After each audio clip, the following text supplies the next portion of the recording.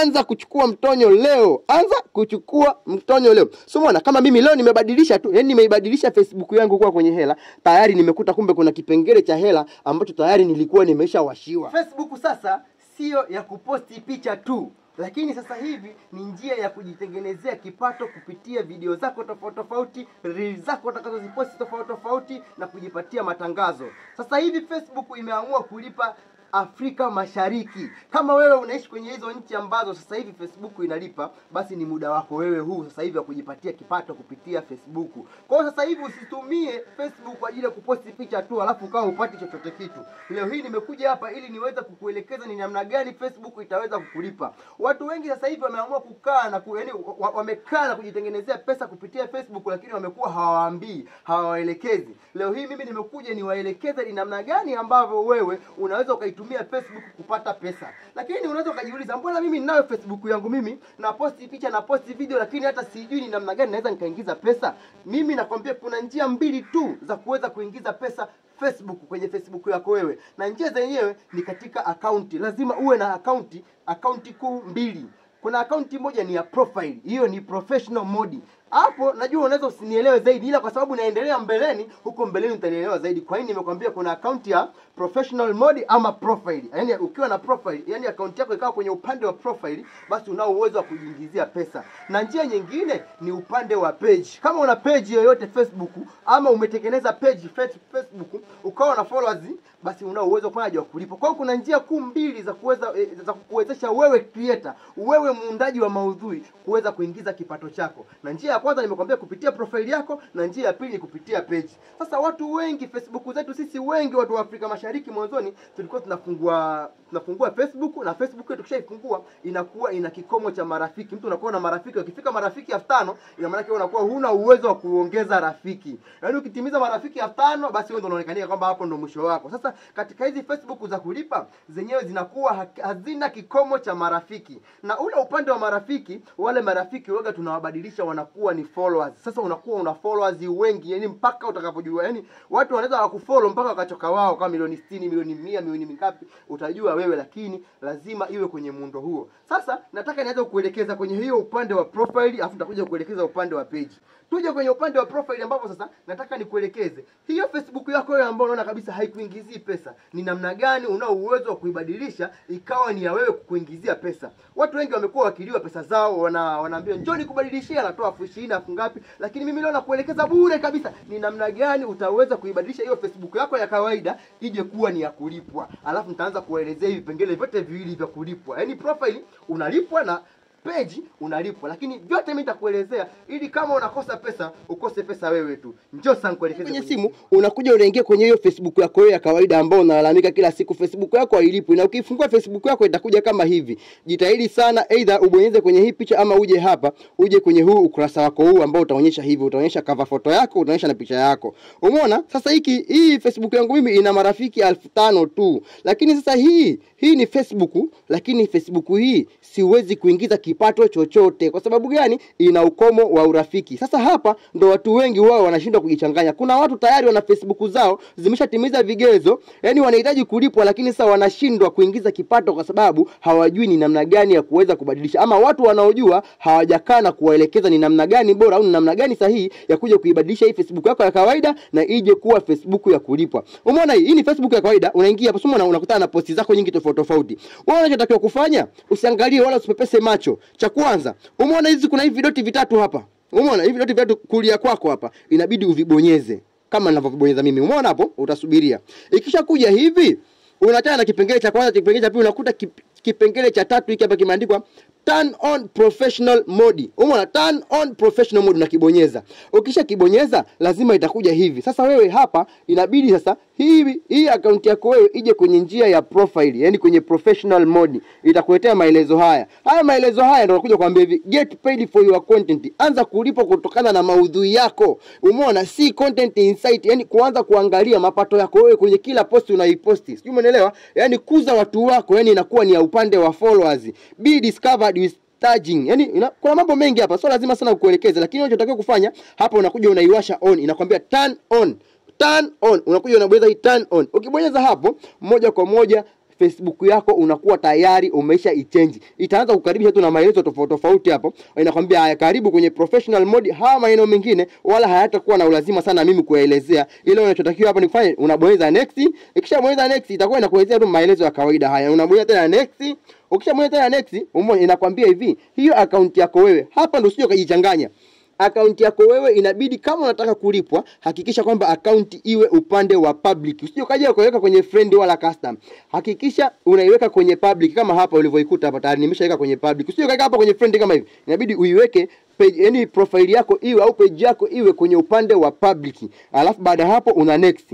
Ukisha next hivyo inakuja hapo. Hapa kuna maelezo tofauti ambayo sasa wewe unaweza kuyataja. Unaona? Public profile info. Umeona? Hii profile info hakikisha kwamba ipo kwenye public. Kwa hapo ukija ukiangalia hapa, hakuna kitu kikubwa sana cha kuja kuchange hapa. Sana unamaliza unasoma maelezo, ukishajiridhisha una confirm. Usije ukachange kitu hapo. Ukisha confirm hivyo tayari unaambiwa kabisa start earning today. Anza kuchukua mtonyo leo. Anza kuchukua mtonyo leo. So umeona kama mimi leo nimebadilisha tu, yani nimeibadilisha Facebook yangu kuwa kwenye hela, tayari nimekuta kumbe kuna kipengele cha hela ambacho tayari nilikuwa nimeshawashiwa. Mimi nimekuja tu nikuelekeza. So umeona kuna kipengele hiki hapa cha stars, unakuta tayari hii stars nitakuja kuelekeza mbeleni ni aina gani ya pesa ambayo unaweza kufanya kuja kuzingiza kupitia hiki kipengele. Kwa hiyo hii monetization tool ni aina ambayo ya wewe yani ni vitu ambavyo vinasababisha wewe Facebook uweze kuingiza pesa. Vipo 6 ila hapa nimekuta wameniwashia kimoja ambacho ni stars. Ila hii subscription zote hivi, hii star na subscription nitakuja kuelezea mbeleni, lakini hivi ni vipengele vya kuingiza pesa wewe Facebook. Sasa mimi badala ya kubadilisha tu Facebook yangu moja kwa moja nimekuta tayari kumbe kuna kipengele kimoja nilikuwa nimeshawashiwa. Kwa hivyo kuto kubadilisha kwangu mimi hii Facebook kuja kuwa kwenye profile kuwa ya kulipwa, nilikuwa napoteza pesa zangu kupitia kipengele cha star, wakati mimi kumbe nilikuwa tayari nimeshaanza kulipwa kupitia star, lakini kwa kutokujua kwangu mimi nilikuwa naendelea tu na kuposti picha afu sipati chochote.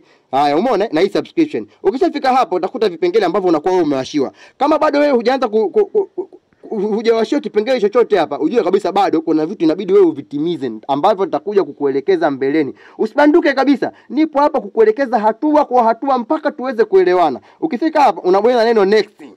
Ukibonyeza next inakuja hapa inakuelezea yani professional tools, yani inavokuja kuwa baadaye huko mbeleni. Utaangalia content zako, utaangalia pesa zako zinakaaje. Hii sehemu sio lazima sana mimi nikuje nikuelezea sasa hivi, lakini ni sehemu ambayo yenyewe inakuelekeza kwamba baada ya kuiwasha hii professional mode, baada ya kuibadilisha account yako kuwa kwenye profile, ni kwamba itakupa uwezo wa kukagua vitu vyako kiundani zaidi. Unaweza ukaposti picha moja tu, alafu ile picha moja ukaikagua ukaikuta imeingiza mpaka $100 kwa mwezi mmoja kwa picha moja uliyoposti. Haya ni maelezo tofauti ambayo nakwambia ambayo yanapatikana kwenye hii professional mode ambayo tumeiweka kwenye hii Facebook ya kulipwa. Kwa hiyo unakuja hapo na maizia next. Ukibonyeza next hapa itakuja moja kwa moja hapa tunakuja kumaliza.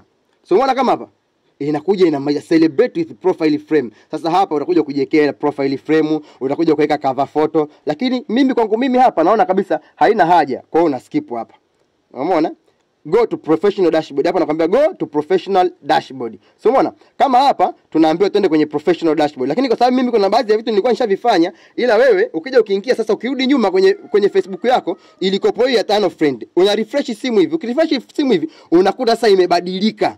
Hapa ilikuwa imesoma marafiki 5000. Kumbe kuna watu wengine walikuwa wananifollow, yani walikuwa wameongezeka lakini hawakupata nafasi ya kuwa marafiki kwa sababu mimi kiwango cha urafiki kilikuwa ni 5000. Lakini baada ya kubadilisha hiki utakuja kukutana kwamba kuna watu wengine walikuwa wanataka urafiki na wewe lakini hawakupata nafasi. Ndio unakuja kukuta kwamba nina marafiki 5300. Na mimi ambao niliwafollow kwenye page yangu mimi ikawa ni hawa followers 15. Sasa ikija hivi ndio inakuwezesha kwamba kuna kitu tunakiita professional dashboard. Hii professional dashboard sasa hii inakuwezesha wewe kuweza kuikagua account yako. Ambapo sasa hivi naweza nikaingia hapa na usinielewe. Sasa hivi nimekuelekeza tu ni namna gani unaweza ukaibadilisha Facebook yako ya kawaida ili ije iwe ya kulipwa. Ili ujue kwamba Facebook yako ni ya kulipwa lazima ukiingia hapa utaikuta hivi imekaa hivi, alafu itakuwa na hili neno professional dashboard. Ningelibonyeza hapa, lakini kwa sababu hiki ni kipengele cha mbeleni huko, usibanduke na kuelezea hatua kwa hatua. Nitakuonyesha mpaka picha inaingiza kiasi gani, video inaingiza kiasi gani, na kwa namna gani unaweza ukapata pesa. Kama sasa hivi umefuatisha hizo procedure zote na umebadilisha account yako ikawa hivyo, sasa huo muonekano niliokuonyesha hapo kwenye simu ndio muonekano wa Facebook ya kuweza kuingiza mtonyo. Kama ulikuwa unaposti picha kwa ajili ya kujifurahisha, sasa hivi posti ujifurahishe na pesa kwa kubadilisha tu Facebook yako ikawa ni ya kulipwa. Lakini sasa unaweza kujiuliza, je, hii Facebook inatulipaje? Sawa, tumeshabadilisha hii Facebook zetu za kawaida tukapata Facebook zile za kulipwa. Yaani tukaibadilisha ikawa ni profile, ama ukaibadilisha Facebook yako ikawa ni page. Sio, umeelewa? Na page una uwezo kuitengeneza hapo kwenye profile. Yaani kwenye profile yako moja. Sio maana pale nilipobadilisha vile. Ile tayari nimeshabadilisha. Kama nimeshabadilisha vile, kwa chini yake pale naweza nikaamua ku create page. Yaani kwenye Facebook yako moja ukawa unatumia vitu vile. Ukawa una profile, ukawa una page. Hapa naweza nikawa nimekuchanganya kidogo, lakini hiki kitu wewe kichukue tu mwanzoni hivi, nitakuja kuelekeza mbeleni huko ni namna gani ambayo unaweza ukavijumuisha page na profile kwa wakati mmoja. Lakini sasa njia ambazo wewe Facebook inaweza kukupatia pesa kupitia maudhui wewe unayoyafanya. Cha kwanza, katika kila kitu ili kiweze kuwa kinaenda katika mkanganyiko au kinaenda katika mtiririko uliokuwa ni sahihi, ni lazima kuna utaratibu wake ambao umewekwa. Na utaratibu mkubwa wa kwanza kabisa, hakikisha kwanza kabisa hauvunji vigezo na masharti ambavyo umewekewa na Facebook katika utendaji kazi wako wewe. Sio, umeelewa? Hapo nimeongea Kiswahili ili uweze kunielewa. Ndugu zangu wa Kenya, ndugu zangu wengine huko, naamini tutaelewana vizuri, japo kwenye Kiswahili ampo sana, ila Tanzania naamini naeleweka sana. Baada ya hapo unatakiwa ufuate vigezo. Kwa hiyo ukishafungua hapo, jitahidi sana kujifunza vigezo na masharti ya Facebook kuweza kukulipa, ambapo nitakuja kuviendeleza mbeleni kwa utaviona. Usibanduke, endelea kutulia hapo hapo, mimi nitakuelezea kila kitu. Yaani kuanzia moja, step ya kwanza, step ya pili mpaka step ya mwisho ili tuweze kuelewana. Kwa hivyo, ukiweza kufuata masharti ya Facebook, inachotakiwa sasa Facebook sasa yenyewe itakufungulia mianya ya wewe kuweza kuingiza pesa. Facebook inaingiza pesa kupitia kuna kitu kinaitwa in-stream ads. In-stream ads. Kwa kifupi tu kabisa hapo, japo nitakuja kuelezea mbele zaidi, in-stream ads ni matangazo yote ambayo yanaonyeshwa kwenye upande wa video ambazo utakuwa wewe umeziposti. Ama sasa upande wa video wewe ambazo utakuwa umeziposti, nitakuja kuelekeza ni sehemu gani ukiposti kitu kinahesabika kama ni video. Sio, umeelewa? Hiyo Facebook unaiona, kuna upande ukiposti video haihesabiki kama ni video, inahesabika kama ni reels. Haitohesabika kwenye in-stream ad. Kwa sasa ili upate in-stream ads, lazima hiyo video hiyo content yako, hayo maudhui yako uyaposti upande wa video. Hapo basi utaweza kujiingizia pesa kupitia kipengele ambacho kinaitwa in-stream ads. Kwa hiyo kiufupi kabisa, in-stream ad ni matangazo ambayo yanawekwa kwenye video yako wewe. Sio, umeelewa? Hiko ni kipengele cha kwanza ambacho kitasababisha wewe uingize pesa kupitia maudhui yako unaoposti, kupitia video yako unayoiposti wewe hapo Facebook. Unaposti video, alafu unakaa kidogo unaingiza pesa. Kipengele kingine kuna kitu kinaitwa reels ads. Reels ad. Kama nilivyokuambia, in-stream ad ni video ndefu. Sio, umeelewa? In-stream ad ni video ndefu, lakini reels ad ni zile video ambazo ni fupi, chini ya dakika moja. Sio, umeelewa? Una uwezo wa kuposti video ya dakika 3 lakini ukaiposti upande wa reels ad. Lakini reels ad yenyewe inataka yani ni video zile fupi zinazopostiwa kwenye Facebook kwenye upande wa reels. Yaani Facebook yenyewe tayari ina upande tofauti za kuposti. Ina upande wa video na ina upande wa reels. Sasa ukienda upande wa reels ni zile video fupi labda za kuchekesha, mtu anapita amejamba, watu wamecheka, imeisha. Yaani watu wakiangalia wamefurahi. Sasa hizo ndo, yaani ukiona una kiklipu chochote kile akivuka hata dakika moja, basi yafaa wewe ukiposti kwenye reels, kwa sababu reels inataka video fupi. Sio, umeelewa? Inategemeana na wewe unataka kufanya nini. Ila kama unatengeneza video ndefu ya kuanzia dakika 1 mpaka dakika 3 na kuendelea, hiyo inabidi uiposti upande wa video. Ambao sasa ukiposti upande wa video itakusababishia wewe uingize pesa kupitia neno la kwanza ambalo nimekwambia nini? Ni in-stream ad. Kwa in-stream ad ni video ndefu ambayo inapostiwa upande wa video kwenye Facebook, na reels ad ni video fupi zote ambazo zinapostiwa upande wa reels kwenye Facebook. Ambao sasa hizo reels ukiingia hapo kwenye Facebook kuna sehemu unaingiaga, wakati unaperuzi kwenye Facebook unakuwa unaonekanika yani kama unaperuzi TikTok. Yaani ukiscroll inakuja video nyingine, ukiscroll inakuja video nyingine. Sasa hiyo ndio upande wa reels. Kwa hiyo hapo nimeshakwambia sehemu, yani njia mbili za wewe kuweza kuingiza pesa Facebook. Njia ya tatu ni njia ya stars. Stars ni nyota. Wenzetu hawa wanaita nyota. Stars ni zawadi, ni gift. Kama ushawahi kusikia kwenye TikTok, kwa sababu ndio maarufu sana, alafu ndio nakuelekeza kupitia huko ili uweze kuelewa. Stars ni njia ya wewe kuweza kukuingizia pesa hapo Facebook, lakini nikikudadavulia stars manake ni zawadi ambayo mtu binafsi mtazamaji wako wewe akapenda kile kitu unachokifanya, kwa hiyo akaamua akutumie zawadi. Hata zile zawadi ni gift, tunaziita ni gift. Akaona video yako akacheka sana, akafurahi sana, akaona huyu jamaa mimi alinifurahisha sana, ana uwezo wa kuangalia akaunti yake na shilingi ngapi na akakutumia wewe zawadi. Kwa hiyo kipengele cha stars ni zawadi ambayo unatumiwa na watazamaji wako wewe, haitoki moja kwa moja kutoka kwa nini? Kutoka kwa Facebook. Ila wale watazamaji wanaweza kaingiza Facebook na ukapata mapato kupitia hiyo. Au hiyo stars, hii Facebook nao sasa hivi inakuwezesha wewe kuingia live. Ukishabadilisha ikawa kwenye hiyo profile mode au professional mode, ina uwezo wewe kuingia live. Sasa ukiingia live, ukiingia kule TikTok unakwambia tap screen, nitumie gift. Sasa gift za Facebook ndo tunaziita ni stars. Kwa hiyo ukiwa live Facebook unaambia jamani nitumieni stars. Kwa stars ni zawadi ambazo unaweza ukazipata kupitia video zako, unaweza ukazipata kupitia reels zako, zile video fupi na video ndefu, na pia vile vile unaweza ukazipata kupitia live. Aidha unaweza ukawa unafundisha mapishi, wale wanaojifunza wakapenda vile unapowafundisha, basi wakawa wanakutumia zawadi. Kwa hiyo iko ni kipengele cha 3 ambacho Facebook inaweza ikakulipa. Kipengele cha 4 kinaitwa partnership. Partnership ni kipengele cha 4 ambacho wewe unaweza kuingiza mtonyo kupitia Facebook.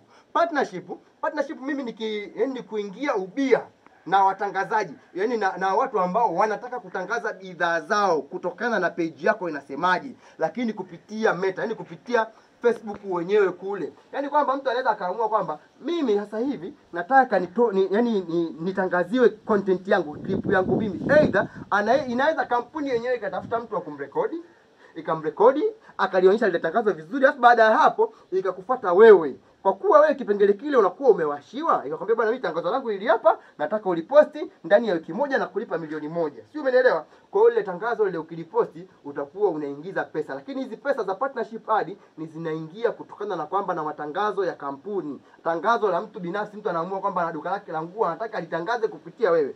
Si tu kwamba akwambia kwamba bwana mimi tukubaliane wewe posti. Kwa hiyo njia ya kuposti kaja tu kwamba umeenda kwa rafiki yako, bwana huyu anauza nguo za mitumba, sio shamba la mitumba, shamba la nini. Hiyo bwana hiyo sawa ipo, lakini sasa haitakupa kipato kikubwa kama hii partnership ad ambayo sasa mtaingia kupitia Facebook, alafu pia utaiposti kwa muda gani na kwa wakati gani. Baada ya hapo kama mmekubaliana kwamba ikifikisha viewers kadhaa basi ishuke, kwa sababu pesa yako inakuwa imeishia hapo, basi hiyo ndiyo itakuwa hivyo. Kwa hivyo hii partnership ad yani ni matangazo ambayo unakubaliana wewe mtengeneza maudhui na kampuni. Na ili sasa upate hii partnership ad, kuna vitu inabidi wewe uwe navyo kwenye account yako au kwenye hiyo profile yako wewe. Cha kwanza, uwe ni unatazamwa sana. Cha pili, uwe unafuatiliwa sana. Cha tatu, uwe na followers wengi, ili kusudi kuvutia makampuni kwamba huyu mtu ana watu wengi, tukimpa tangazo letu litaenda kwa watu wengi. Sio, umeelewa? Hiyo ni njia ya ngapi? Ni njia ya 4. Njia ya 5 wenyewe wanakwambia ni subscriptions. Subscription hii ni njia moja, ni sio ngumu sana, lakini hii ina vigezo vyake. Ili uweze kuipata, ambapo nitakuja kuvitaja huko mwishoni. Lakini subscription, kuna watu ambao tayari wanakuwa wana wafuasi. Yani kuna ule ushabiki wa mtu, sio, umeelewa? Alafu kuna ule upenzi wa mtu. Sasa hawa subscription mimi naweza nikasema ni wapenzi ambao watakuwa ni wapenzi wako huko mtandaoni. Yani wao hawasikii, hawaambiwi kupitia wewe. Kwa hiyo wao wenyewe watakuwa wana kipengele chao ambacho kinaitwa subscription. Yani mtu anaamua kusubscribe channel yako. Huku kwenye anaamua kusubscribe profile yako. Huku kwenye Facebook mtu akaamua kusubscribe page yako, maana yake ni moja kwa moja kwamba ameamua kutoa pesa kila mwisho wa mwezi kukulipa wewe. Kwa kutokana na kwamba nini? Anakupenda na anapenda kile unachokifanya. Kwa hivyo ukishakuwa na kuna vigezo kivitimiza, unawashiwa hiko kipande cha subscription. Kwa kila subscription ambaye atasubscribe kwenye hiyo profile yako, itasababisha yeye kukatwa kila mwisho wa mwezi kwa pesa ambayo inaingia kwako wewe muunda maudhui. Sio, umeelewa? Hivyo ni vitu vitano ambavyo nimekwambia ambavyo vinalipa Facebook. Kitu cha 6 na cha mwisho inaitwa ni kwamba performance bonus. Performance bonus. Sasa hii performance bonus hii ni zawadi ambayo Facebook yenyewe inaamua kukupa wewe kutokana na utendaji kazi wako na juhudi zako wewe ambazo unazionyesha. Lakini hii performance bonus hii yenyewe Facebook wanakwambia hii tunawapa watu wachache ambao tutawaalika. Watu wachache ambao sisi tutawapenda kuwapa hiyo performance bonus. Sasa hivi vitu vyote 6 ambavyo nimekuelezea, kila kitu ili ukipate kina taratibu zake. Yaani ili upate instant ad, ili upate reels ad, ili upate partnership, ili upate stars, ili upate performance bonus, umeona, ili upate subscription, ina vigezo vyake ambavyo sasa wewe baada ya kuwasha hiyo profile mode yako inabidi uvitimize ili uweze kuingiza kipato chako hapo. Vigezo vya kwenye page vina tofauti kidogo na vigezo vya kwenye profile. Japo kwa kwenye profile una uwezo wa kuingiza unaweza unaingiza pesa na upande wa page unaingiza pesa. Kwa hiyo vigezo vipo tofauti tofauti. Sasa hivi nataka nikuonyeshe kwamba Facebook yako ikiwa ipo kwenye upande wa page baada ya kuibadilisha ikawa inalipwa, ila ikawa ipo upande wa page inaonekana vipi, na ikiwa ipo upande wa profile yani professional mode inaonekana vipi. Alafu ndo nitaanza kukuelezea sasa yani vile vigezo ili upate pesa kupitia hivyo vigezo vyote ambavyo nimekutajia hapo. Sasa umeona, ili ujue Facebook yako ipo upande wa page ama ipo upande wa profile ndo nakuelekeza sasa hapa. Umeona hii Facebook yangu hii Facebook ilivyo, inabidi uzingatie hivi video vya juu hapa. Kwa namna nyepesi na rahisi ambayo naweza nikakuelekeza wewe ni kupitia hivi vitu ambavyo vinaonekana juu. 1 2 3 4 5 6. Umeona hapa palivyo? Umeona upande huu hii kido cha urafiki ukibonyeza hiki hapa kimtu hiki, itakuleta moja kwa moja kwenye nini? Itakuleta moja kwa moja kwenye page yako. Kwa hiyo huu ndo muonekano wa page. Ili uweze kutofautisha ni kwamba wewe angalia tu hivi vitu vya juu vilivyokaa hapo. Umeona hii. Lakini ukibonyeza hiki mtu ni moja kwa moja itakwenda kwenye page yako na itakuwa na muonekano huu. Sasa umeona tumetoka kwenye page, sasa tunaingia kwenye profile ya kawaida ya professional mode ambapo sasa wewe ukibadilisha account yako ya urafiki inaweza ikaja huku. Umeona hapa palivyo? Pale palikuwa pana kimtu kimoja hapa. Lakini hapa sasa hivi kuna vimtu kama vitatu, 1 2 3. Kwa hiyo ukiona hivi, hii ndio profile. Hii inakuwa ipo kwenye upande. Kwa hata ukibonyeza hapa moja kwa moja inakwenda tu kwenye magrupu yako, marafiki zako, lakini ili uingie kwenye profile yako lazima uje hapa na ubonyeze hapa. Ubonyeze hapa ndo unaiona profile yako. Umeona ilivyokaa? Kwa hiyo hii ilivyokaa ukiingia hapa huku juu upate chance nyingine yoyote ya kuweza kubonyeza vitu mpaka utoke nyuma. Hii ndo muonekano wa profile. Kwa hiyo huu muonekano wa profile una namna yake ya kulipa na ule muonekano wa page una namna yake ya kulipa. Lakini pia vile vile unaweza ukaa kwenye simu moja una profile na kwenye account moja hiyo una page. Vitu viwili vyote vikakaa sehemu moja, ama una uwezo wa kufungua Facebook moja ikasoma ni profile, alafu ukafungua Facebook nyingine ikasoma page. Kwa hiyo zote mbili ukawa unaingiza pesa. Sasa hivi naelekea kwenda kukuelekeza je, ni vigezo gani utavitimiza ili uweze kulipwa na Facebook kupitia zile njia 6 ambazo nimekutajia wewe ambazo sasa wanaweza wakakulipa. Sasa vile vitu vinaweza yani haviwezi vikawepo tu kwenye akaunti yako bila kutimiza vigezo. Na vigezo hivyo ni hivi hapa ambavyo ninavyokuambia. Cha kwanza kabisa, kwenye profile yako ama kwenye page yako inabidi uwe na followers angalau 5,000. Yaani kama wewe iko hiyo Facebook yako ya kawaida ilikuwa ina marafiki 5,000, ukaibadilisha ikawa ni ya kulipwa, moja kwa moja wale marafiki wanabadilika kuwa ni followers. Kwa hiyo tayari kwenye kipengele cha followers wewe moja kwa moja unakuwa tayari umeshajiingiza kwamba unafaa kulipwa kwenye kipengele cha followers kwa sababu umeshatimiza followers 5,000. Naamini tumeelewana. Sasa kipengele kingine sasa iko ni kipengele kingine inabidi ufuate sheria zote ambazo umepangiwa na Facebook. Hilo. Kipengele cha 3, jiepushe. Hii nakwambia hivi, jiepushe na clickbait. Nikisema neno clickbait unaweza ukawa hujanielewa. Clickbait ni njia yoyote ile ambayo utaitumia wewe kwenye caption yako, yani maelezo yako juu ya kwenye video pale ili mtu aweze kuingia. Maelezo yoyote ambayo utayatumia vibaya kumshawishi mtu afungue video yako, alafu akiifungua, akiangalia ile maelezo ya juu ambayo umemwandikia pale, alafu akiingia kwenye video yako, anakuta ni vitu viwili tofauti. Hiko ndo kitu tunaita clickbait. Sasa mtu anaweza kaandika kwamba Diamond Platnumz afariki dunia. Hiyo ni clickbait night. Alafu akiingia kwenye video yenyewe anakuta wauni tu anacheza yani. Yaani kwamba umetumia kichwa cha habari kumshawishi mtu afungue hiyo content yako. Alafu akishafungua anakutana kile kilichoandikwa juu pale na anachokikuta ndani ni vitu viwili tofauti. Kwa maana umetumia ushawishi, huo ushawishi mbovu wa namna hiyo wa kutumia hivyo ndio unaitwa clickbait. Huo ni upande wa maandishi. Lakini pia vile vile upande wa thumbnail. Thumbnail mara nyingi sana ni ile picha ambayo huwa inaonekana pale kwenye video kabla hujaifungua video. Sasa mtu mwingine anaweza akaposti video chini ya kawaida tu, alafu thumbnail yake akaweka labda mdada kavaa chupi, mdada na matako makubwa, yani akatumia kama thumbnail. Kwa ile thumbnail ile itawavutia watu wengi sana kuifungua ile video, lakini sasa unavuta watazamaji. Sasa unapovuta watazamaji vile, Facebook itakulipa hela nyingi, lakini sasa imekuonya usitumie thumbnail, usitumie hizo picha za kuvutia, yani picha za kuvutia sana ambazo haziendani na kitu ambacho kipo ndani, au kuposti maudhui ambayo hayahitajiki. Kwa hivyo mtu mwingine anamposti mbada ana chupi tu, afu kija ukiingia kule unakuta ni watu wanakula msosi. Kwa hivyo sasa hizo tunaita clickbait, ni njia ya kuvutia mtazamaji kuingia kwenye hiyo content yako, kuingia kwenye hiyo video yako ambayo umeitengeneza, kwa kumvutia kupitia kile kichwa cha habari chako, ama kupitia ile picha thumbnail ambayo unakuwa umeiweka, alafu akaingia ndani akakutana na vitu viwili tofauti. Ukiwa una tabia hiyo kwenye video zako, basi hakikisha kwamba hutaweza kulipwa. Jaribu kutumia njia sahihi ya kutengeneza caption zako, kutengeneza maelezo yako wewe kabla ya mtu, ili mtu akiyasoma basi akute kile ulichokiandika ndicho kilichomo ndani. Ikiwa ni tofauti, ndugu yangu, hiyo video hutaweza kulipwa. Naamini umeelewa hapo.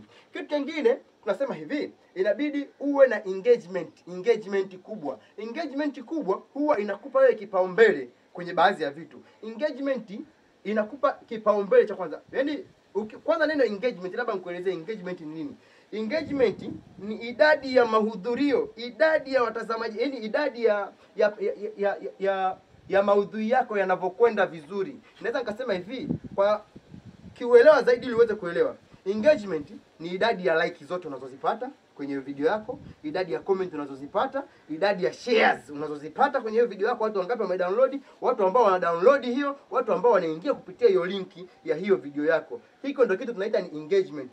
Kwa maana mtu anaweza akaposti video yake ikawa ina watazamaji 500,000, video moja ikawa ina watazamaji 500,000.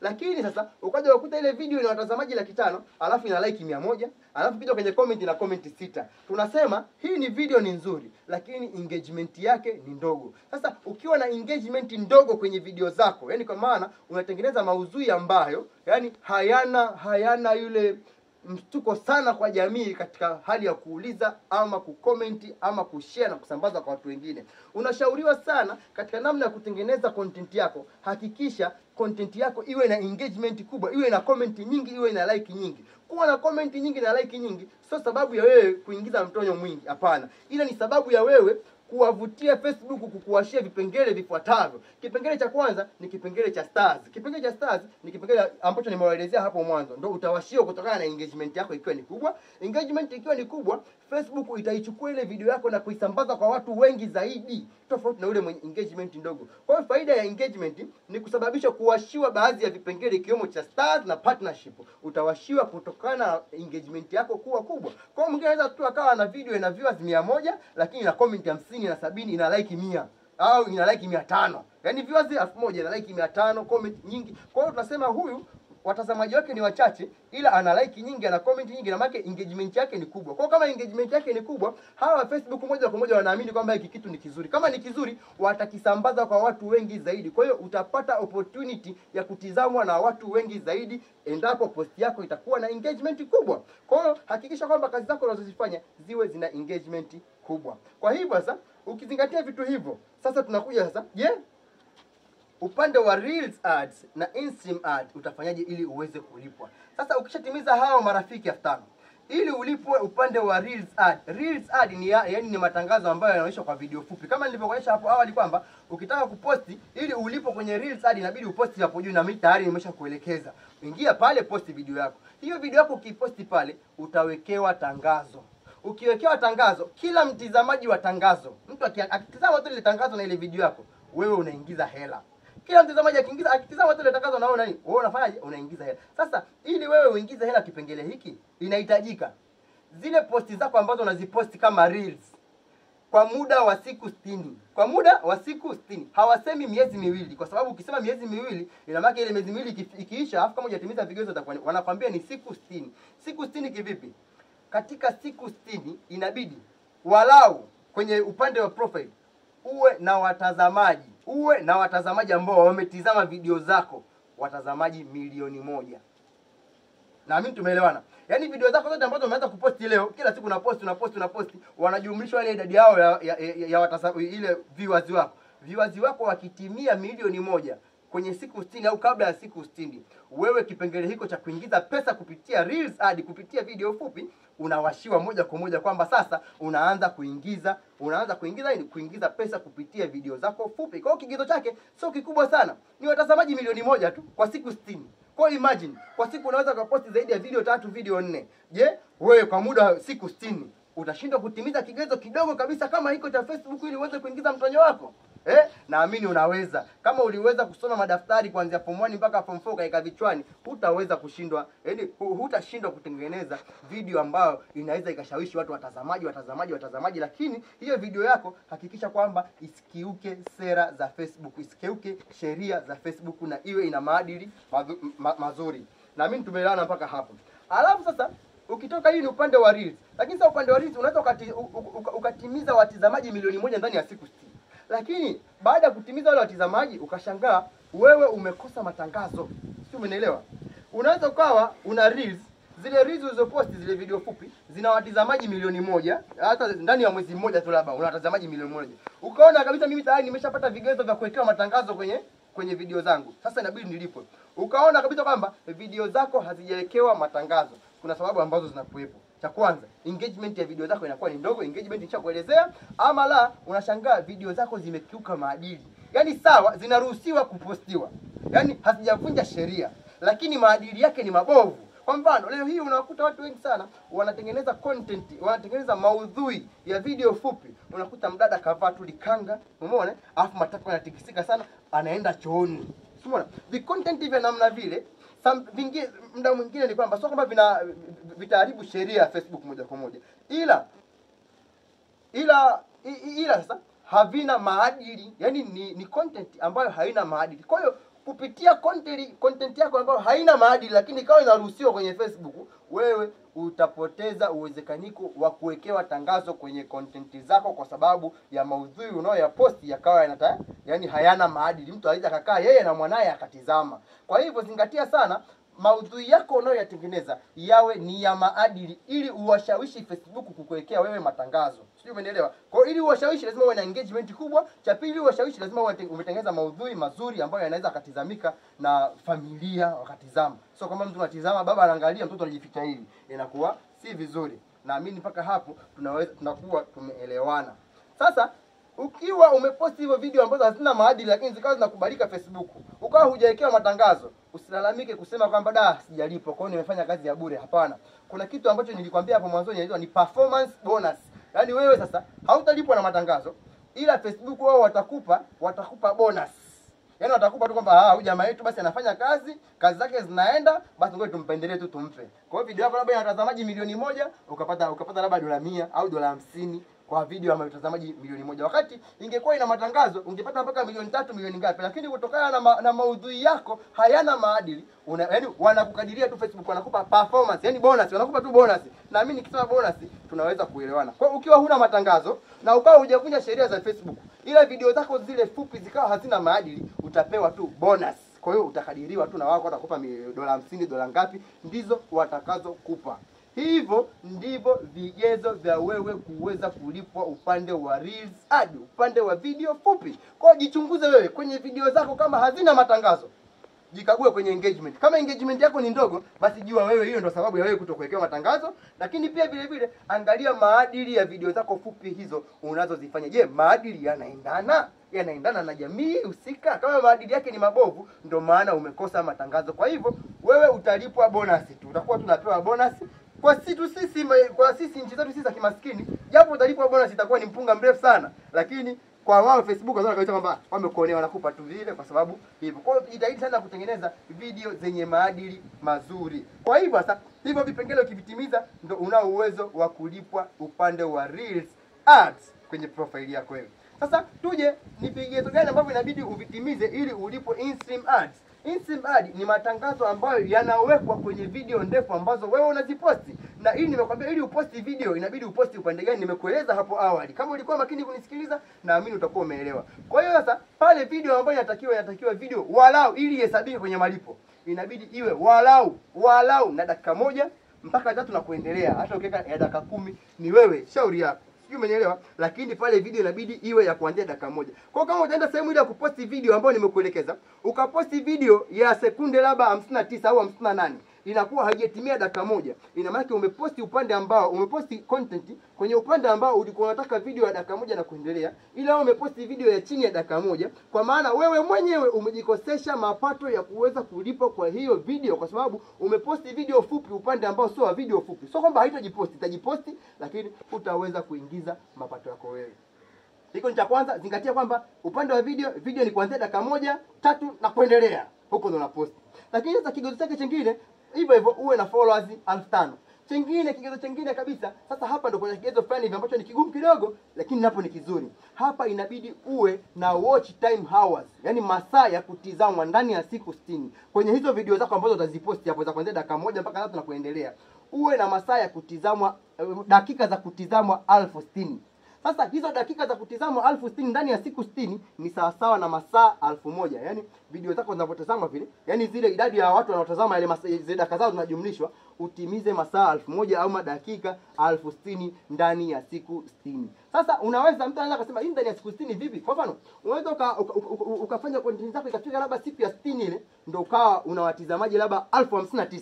Umeona? Bado una dakika za kutizama 1059, afika bado dakika 1 tu. Kwa hiyo watakachokifanya wao, ukiendelea siku ya 61, ile siku moja ya kwanza ulioanziaga wewe kujihesabia kuposti ile ambayo imeanza kuhesabika, watafuta zile takwimu zake. Kama ile siku ya kwanza ulianza kuposti ulipata masaa 100, basi wao wataifuta, afu watahesabu hiyo siku ya mbele yake. Wanahakikisha tu kwamba siku 60 zikitimia, wanahesabu kuanzia pale siku ya kwanza, ile siku ambayo umeishia kuposti, wanaangalia nyuma huko siku 60. Je, ukitimiza dakika za kutizamwa 1060, basi wewe unakuwa umekizi vigezo vya kuweza kulipwa kupitia video zako kwa InStream Ad. Kwa InStream Ad ni matangazo yote ambayo unawekewa wewe kwenye video zako wewe ndefu, unawekewa matangazo. Sasa hapa pana utofauti kidogo na pale kwenye Reels.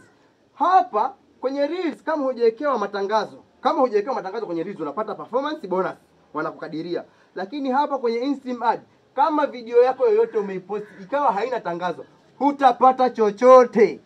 Yaani hapa kama video yako umeitengeneza alafu ukawa haijapata tangazo lolote kwenye upande wa video, basi wewe ndugu yangu, wewe utakuwa tu umetwanga maji kwenye kinu. Kwa hiyo unakosa matangazo. Jitahidi kuweka maudhui yako yakae sawa. Jitahidi kuweka ad break kwenye meta yako. Yaani kwenye Facebook kuna namna ya unaiposti video, kabla ya kuiposti kuna sehemu unaenda kuitengenezea ad break. Yaani unawawekea Facebook kwamba sasa hii video yangu mimi inabidi muwekee tangazo hapa, na muwekee tangazo hapa. Una uwezo wa kuamua wewe, ama una uwezo wa kwenda kuwasha ad break ikawa inajiweka tu automatic kupitia Facebook. Ni jambo la muhimu sana, cha kwanza. Cha pili, video yako iwe ndefu na iwe inahamasisha watazamaji watizame sana. Cha pili, iwe ina engagement kubwa, kwa sababu ukiposti video afu ikaonekana watu wameanza like, watu wameanza comment, Facebook hapo wanafanyaje? Wanaitupia tangazo. Kwa hiyo jitahidi kutengeneza maudhui ambayo yatapendwa na watu wengi, yatatengeneza engagement kubwa, kwa sababu ile engagement inapokuwa ni kubwa, basi inavutia matangazo, kwa sababu Facebook wanaona kabisa hii content ni nzuri na imeenda. Kwa hivyo huu upande huu wa video hii, kwa wewe ambaye unaanza, hakikisha kwamba anza kuposti kwenye Reels, kwa sababu kwenye Reels hata ukiposti kitu kikakosa tangazo utapata bonus. Kama utapata bonus unashangilia, unaona yes, hii ndio yenyewe. Lakini upande wa InStream Ad, upande wa video, ukikosa matangazo tu ndugu yangu, utapiga miao, utakuwa umefanya kazi ya bure. Ina maana kila siku utakuwa ina location unalipa watu, hapa huna unachokipata. Kwa hiyo sehemu ya kwanza kabisa, anza kupostia kule kwenye Reels, kwa sababu vigezo vyake sio vigumu sana. Ukija kwenye hii subscription ile, yaani yenyewe vigezo vyake mara nyingi sana waga wanatizama kwamba uwe na followers kuanzia 10,000. Ukiwa na followers 5,000 uwezo ukawashia kipengele cha subscription. Subscription ni kupata watazamaji ambao watakuwa wanakulipa kila mwezi. Umeona? Kwa hiyo Tanzania bado, kwa sababu ufahamu wetu si ni mdogo. Ila Ulaya kule ukiwa unaposti video zako zinaenda mpaka kule, wale waga wana subscribe na watakulipa wewe kila mwisho wa mwezi, watakatwa kutoka kwenye akaunti zao kuingiziwa wewe pesa yako wewe. Kwa hiyo kipengele cha subscription, wewe creator mdogo ambaye unaanza kujitafuta, hakikisha kwamba zingatia tu kwanza vitu viwili hapo. Zingatia hiyo InStream Ad, Reels Ad na InStream Ad. ndio kipengele kikubwa ambacho wewe kitasababisha wewe kikuingizie pesa. Hiyo ya partnership, makampuni mara nyingi huwa yanaangalia mtu ambaye ametembea sana na anafuatiliwa sana. Hiki kipengele cha subscription kinaangalia ni followers 10,000 ambacho sasa mpaka mtu aje subscribe channel yako, ina maana umemshawishi kwa kitu gani ambacho anakifanya. Na mara nyingi subscription wengi waga wanaenda kwa watu ambao kuna watu ambao wanatoa elimu mitandaoni, kwa watu ambao wanaelekeza baadhi ya vitu mitandaoni. Kwa hiyo waga wanafanyaje, wanapata subscription. Lakini kwa wewe ambao tunafanya comedy mtu anaweza akaja akakusubscribe. Kwa hiyo katika vitu ambavyo inabidi hata usivifikirie kwa sasa hivi: subscription, partnership, umeona, na stars kwa sababu ni mtu mpaka atume zawadi. Na hiyo elimu ya kutuma zawadi sio kwamba Tanzania hawezi kutuma zawadi, lakini sasa ile elimu mpaka utengeneze sijui account ili umtumie mtu zawadi. Kwa hiyo hela haitoki moja kwa moja tu kwenye mtandao wako kwenda kule, mpaka utengeneze account. Kwa hiyo ile namna ya kutengeneza account kwa Tanzania wengi inakuwa ni swala gumu sana. Ni wachache sana ambao wanaoweza. Kwa hivyo wewe usitegemee pesa ya haraka kutoka kwenye stars, kwenye partnership na kwenye subscriptions. Wewe creator mdogo, cha kwanza jicho lako lote litizame kwenye reels ads. Yaani kwenye vile vichekesho vifupi vya chini ya dakika moja, na kwenye InSim ad, na kwenye video za kuanzia dakika moja, dakika 3 na kuendelea. Hapo wewe ndio inabidi upatolee macho. Lakini wakati unaanza kuposti, hakikisha unaposti upande wa reels. Kwa maana hata ukikosa tangazo utapata bonus. Na kingine ambacho nimesahau, unaweza ukaposti picha pia nao unalipwa. Ukiposti maneno, mtu anaweza akaandika tu sijui mishangazi siku hizi sijui imezidi, akaposti ile watu wakawa na like wa nini, pia inaingiza pesa. Kwa hiyo picha inaingiza pesa. Ukituma yani maelezo unafanya unaingiza pesa. Yani picha tu ya maelezo hivi inaingiza pesa. Kwa hiyo cha msingi kabisa nitakuja kuelekeza hapo mbeleni ni sheria gani za Facebook ambazo hautakiwi kuzikiuka ili uendelee kuingiza pesa. Kama unaingiza pesa ukakiuka sheria za Facebook, basi watakuzuia kutokuingiza pesa mpaka utakapojirekebisha kwenye hizo sheria, kwenye hiyo sehemu ambao wewe umevunja sheria. Kwa hiyo karibu sana, hii Facebook ninalipa. Lakini sasa hii ni upande wa page ndivyo inavyoingiza hela. Lakini upande wa profile. Lakini upande wa page havijatofautiana sana. Lakini sasa hata wenyewe Facebook wanakwambia ni vyema zaidi ukawa na page, kwa sababu page inalipa vizuri kuliko profile. Ndio maana ukija upande wa page vigezo havijatofautiana sana. Page pia ili uweze kulipa upande wa page, ule page ambao nilikwambia uwe tu na followers 5,000. Hasa kwenye reels ad kule tuliambiwa kwamba uwe na watazamaji milioni 1 ndani ya siku 60 kwenye upande wa profile. Lakini kwenye upande wa page, kwenye reels ad inabidi uwe na masaa ya kutizamwa, dakika za kutizamwa 600. Kwenye zile video fupi zile ambazo zinatizamwa sana zile, masaa yake yakijumlishwa yawe yani masaa yawe ni 10,000 ambayo ni sawa na dakika 600. Kwa hiyo uwe na dakika za kutizamwa 600. Kwa hiyo umeona kabisa kuna ugumu gani upande wa page. Yaani upande wa page yani si mrahisi kama upande wa profile. Kwa sababu gani? Hata hivyo, kwa kuwa na ugumu wa page kupata vigezo, na pia vile vile page ndiyo inayolipa vizuri kuliko profile. Kwa hivyo sasa unafikiria kwenye reels zako ndani ya siku 60 uwe unawatazama, yani dakika za kutizama uwe na dakika 600 au masaa 10,000. Ni masaa mengi sana, lakini ni masaa machache sana, kwa sababu kuna mtu ameposti video yenye sekunde 5 kwa upande wa reels, alafu ikawa ina masaa ya kutizama ndani ya siku 7, ina masaa ya kutizama 150. Sasa unaona kabisa kumbe uwezekaniko wa kuyafikia upo, lakini kwa upande wa page ni mgumu sana. Lakini sasa ukija upande wa InSim ads hapajatofautiana sana na kule kwenye upande wa profile, kwamba pia panahitaji masaa ya kutizamwa 60,000 tu. Masaa 60,000 ambayo ni yani dakika 60,000 ambayo ni sawa na masaa 1,000 ndani ya siku 60. Lakini katika hizo siku 60 hakikisha katika kila mwezi walau uposti video 5 zenye dakika 1 na kuendelea. Walau video 5 zenye dakika 1 na kuendelea. Naamini hivyo nilivyokueleza hapo, hivyo vigezo ili uweze kuvitimiza, nimekueleza vizuri kabisa. Kwa hiyo wewe ukiingia kwenda kuposti, hakikisha unajua kabisa bana, mimi kumbe inabidi ni posti hapa kwa sababu natengeneza kitu fulani na natafuta kitu fulani. Inabidi kwa hiyo leo hii kuna creator wadogo aenda anafanya content yake, maskini ya Mungu ni nzuri sana. Alafu anaiposti upande wa video, alafu ukija ukiangalia content yake ina dakika tu, ina sekunde labda 47. Unaona hii content yake imetizamwa na watazamaji milioni 2, lakini ameiposti upande ambao sipo, upande ambao unahitaji video ya kuanzia dakika 1 na kuendelea, lakini yeye kaweka kivideo ambacho kina sekunde 47. Sawa, ni cha kuchekesha, kimetizamwa sana, lakini hakina mantiki yoyote kwake yeye, kwa sababu ameposti upande ambao sio sahihi. Tujitahidi sana kuposti upande sahihi. Utapostije ili posti yako isome kama ni isome upande wa video, na utapostije ili posti yako isome upande wa reels, yani video fupi. Yani utaposti vipi ili Kwa hiyo isome ni reels, yani reels video fupi, au isome video ndefu. Umeona kwenye hiki kijumlisha hapa? Hiki kijumlisha ukikibonyeza hapa, maana yake unataka uposti. So umeona hapo? Inakwambia posti. Kwa kama unataka kuposti reels, utabonyeza hapa nini? Utabonyeza upande wa reels. Kwa hiyo ukibonyeza upande wa reels, moja kwa moja unakwenda kuposti video yako ionekanike ipo upande wa reels. Tuelewane. Kwa hivyo wewe kama unataka malipo ya upande wa reels, hakikisha kwamba wewe posti zako zote ziwe zina depend hapa na reels. Lakini sasa ukitaka kuposti posti zako ziwe ni video ambao utapata malipo yake ni ya in-stream ad, hakikisha unakuja kuposti hapa. So mbona what is on your mind, unakuja unabonyeza hapa. Ukibonyeza hapa ndio moja kwa moja unachagua video yako ni ipi, unafanyaje? Unakuja unaiposti.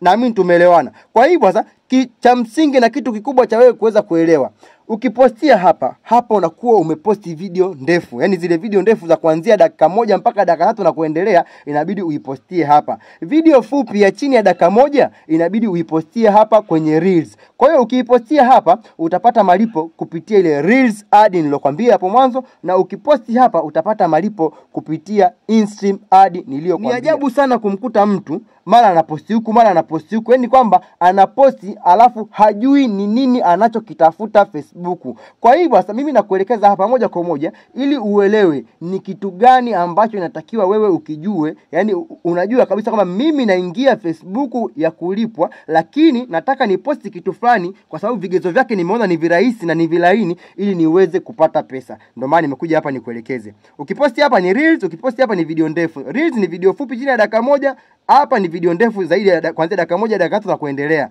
Lakini pia hapa una uwezo wa kuposti hata video ya dakika 3 dakika 4 unaposti hapa, lakini sasa ni kwamba unakuwa tu ni uelewa wako ni mdogo. Haya, twende moja kwa moja kwenye vigezo na masharti ya reels kupata pesa na kupata pesa kwenye in-stream ads. Ujue kabisa umeingia kwenye Facebook, unataka hela za upande upi kwanza kwa haraka. Unafanya kipande kimoja, baada hapo ndio unaingia kwenye kipande kingine. Kwa hivyo mimi nikushauri kwa wewe creator mdogo, muunda maudhui mdogo, cha kwanza anza na profile, kwa sababu ukianza na profile yenyewe ndio ina urahisi wa haraka zaidi. Cha kwanza kufanyaje? Kupata pesa. Tofauti na page. Page kuna vigezo vyake ambavyo vinakuwa ni vigumu kidogo kwa wewe kuweza kufifikia. Ila wakati ukianza na page, hata siku ukija ukiambia kwenye profile, una uwezo wa kupata pesa nyingi sana. Na Facebook pia vile vile haikuzuiwe kuwa na page na kuwa na profile kwa wakati mmoja. Unaweza ukawa nazo zote mbili kwa wakati mmoja, lakini sasa katika ulipaji wao wanakuambia kwenye page tutakulipa kwenye page na kwenye profile tutakulipa kwenye profile. Kwa hivyo sasa kitu cha msingi cha wewe kuzingatia, kama unataka kuwa nazo zote mbili kwa wakati mmoja, hakikisha kama upande wa profile umebase sana na comedy, hakikisha upande wa page usine tena na comedy. Yaani maudhui yasifanane yakawa ni ya comedy. Yaani upande wa profile ni comedy na upande wa page ni comedy, hawataki hivyo. Unaweza kaamua kwamba upande wa profile mimi na act comedy tu, alafu upande wa page mimi yani na act tu kwamba ni mtu wa kutoa elimu, ni education, au ni mwanahabari, habari mbalimbali. Unaweza kuwa unatoa habari mbalimbali, umeenda hivi. Kwa hivyo kwenye profile yako na page yako lazima iwe na vitu viwili tofauti ambavyo utakuwa unavifanya. Kwa hivyo Facebook itakuwa inakulipa kwenye page na itakulipa kwenye profile. Lakini kwa kigezo kikubwa cha kwanza ni kutofautisha maudhui ya vitu hivi viwili. Chengine pia akaunti za malipo lazima niziwe mbili tofauti. Kama huku uliweka labda akaunti labda NMB, huku unaweka CRDB. Labda uliweka NBC, huku unaweka sio nini. Kwa hiyo hivyo ndivyo wanataka. Hawataki page yake ingie kwenye NMB na hii ije ingie kwenye akaunti moja. Bora ziwe akaunti ni za NMB lakini ziwe ni mbili tofauti. Kwa hapa Tanzania mitandao inayolipa ni miwili tu, asikudanganye mtu yoyote. Mitandao inayolipa ni miwili. Ni Facebook na YouTube peke yake. Instagram usijui, TikTok usijui, hakuna wanacholipa. Kikubwa inabidi uwe na TikTok kwa sababu TikTok inakutengenezea umaarufu wa haraka.